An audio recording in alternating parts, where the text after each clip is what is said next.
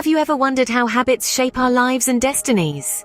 You see, habits are these little routines we perform daily, often without even realizing. They're like the building blocks of our existence, shaping our personalities, our health, our success, in essence, our lives. In the whirlwind of our busy lives, we tend to overlook these small actions, but their impact is far from small. They're the silent puppet masters, pulling the strings behind the scenes, crafting our life stories one tiny action at a time.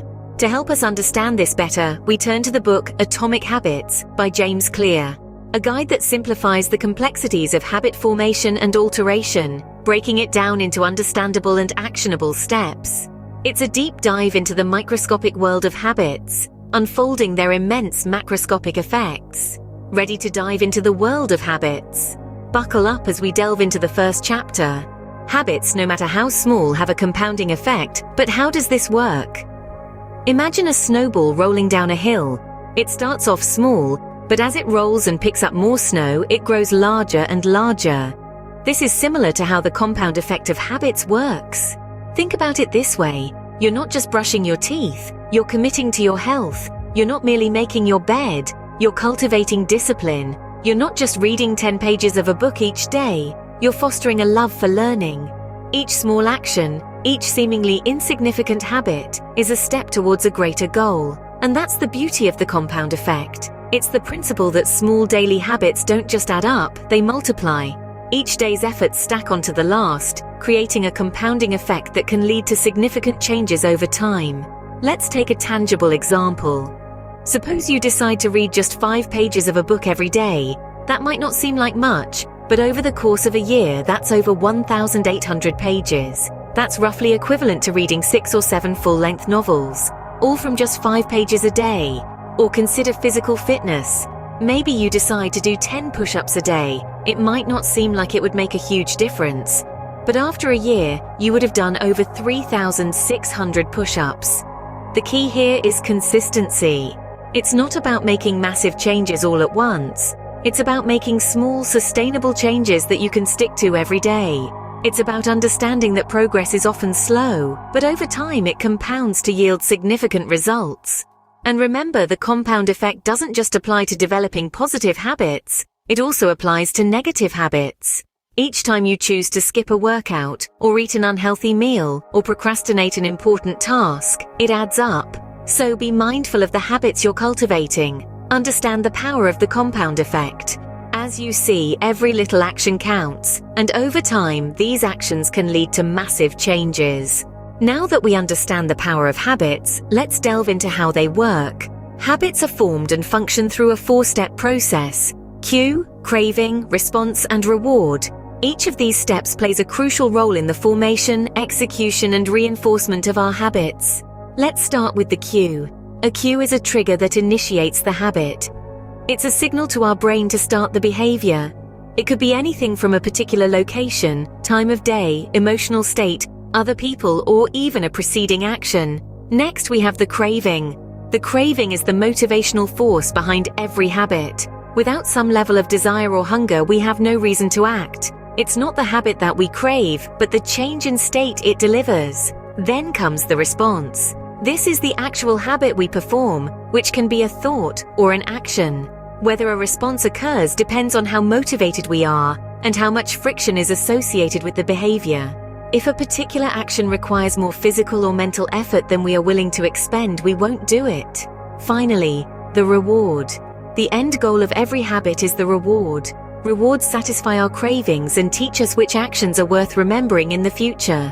It's the enjoyable part that reinforces the habit, making us want to repeat the behavior in the future.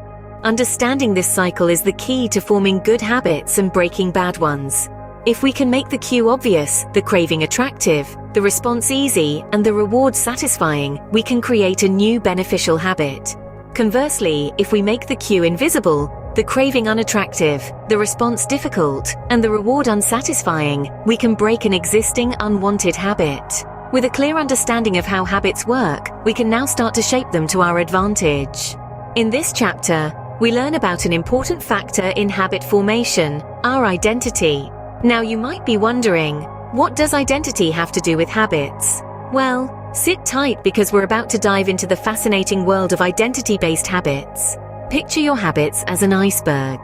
The actions you see above the water's surface are just a small fraction of what's going on underneath. The bulk of the iceberg, hidden beneath the water, represents our identity, our beliefs about who we are. These deeply ingrained beliefs can either anchor our habits or set them adrift, depending on whether they align with our desired actions. Consider someone who's trying to quit smoking. If they identify as a smoker, every attempt to stop is a battle against their self-image. But if they start identifying as a non-smoker, the habit becomes easier to break. They're not just trying to kick a habit, they're reinforcing a new identity. Now, let's talk about how we can create identity-based habits. It starts with deciding the type of person you want to be. Do you want to be a fit person, a writer, a good parent? Once you've identified who you want to be, the next step is to take small actions that reinforce this identity. If you want to be a writer, for example, start by writing one sentence a day. And here's the magic part.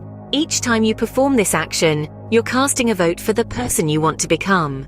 Each sentence written, each healthy meal eaten, each bedtime story read to your child. These are all votes for your new identity. And the more votes you cast for this new identity, the more it becomes ingrained in your self-image. Remember, changing your habits isn't about having enough willpower or discipline. It's about changing your self-identity. By truly believing in the person you're striving to become, you create a powerful driving force for change. By changing our self-identity, we can change our habits and ultimately, our lives. Let's take a moment to recap what we've learned today. We began by understanding the essence of habits, the routine behaviors we perform almost unconsciously. They are the invisible architecture of our daily lives, shaping our actions and ultimately, our outcomes. Next, we dove into the first chapter, the compound effect of habits. Here we discovered the profound impact of seemingly insignificant habits. Like the slow, steady drip of water that can carve a canyon over time, our small daily habits have a compound effect, shaping our lives in surprising and powerful ways. Then we moved on to how habits work. We learned about the habit loop, a cue, a craving, a response, and a reward. This loop is the framework that our brains use to automate our behaviors. By understanding this loop, we can begin to dissect our habits, understand why they exist, and start to change them. In the third chapter, the role of identity in habit formation, we explored the deep connection between our habits and our identity. We learned that every action we take is a vote for the kind of person we wish to become. This means that true behavior change is really identity change. To truly change our habits, we need to start by changing our self-image and our beliefs about who we are and what we can do. That brings us to now. We've unlocked the secrets behind the power of habits, how they work, and how they're connected to our identity. This knowledge is the first step towards mastering your habits and steering your life in the direction you want to go. Remember, small changes can make a big difference over time. Start shaping your habits today and see the difference it can make in your life. We've just scratched the surface of the power of habits. There's so much more to learn, to understand, to implement. And the best way to do that is to dive into the book, Atomic Habits. It's a wealth of information, insight, and practical advice. It's a roadmap to creating powerful habits that can transform your life. But don't stop there. Let's keep this conversation going. What have you learned today? What stood out the most? What would you like to delve deeper into? Leave your thoughts, your insights, your questions in the comments. This is not just about information, it's about transformation. It's about creating a community of learners, of doers, of people who are committed to creating better, more fulfilling lives. And so, let's continue this journey together. Like this video, share this video, and subscribe to Learn Versatile. Thank you for joining us on this journey into the world of habits.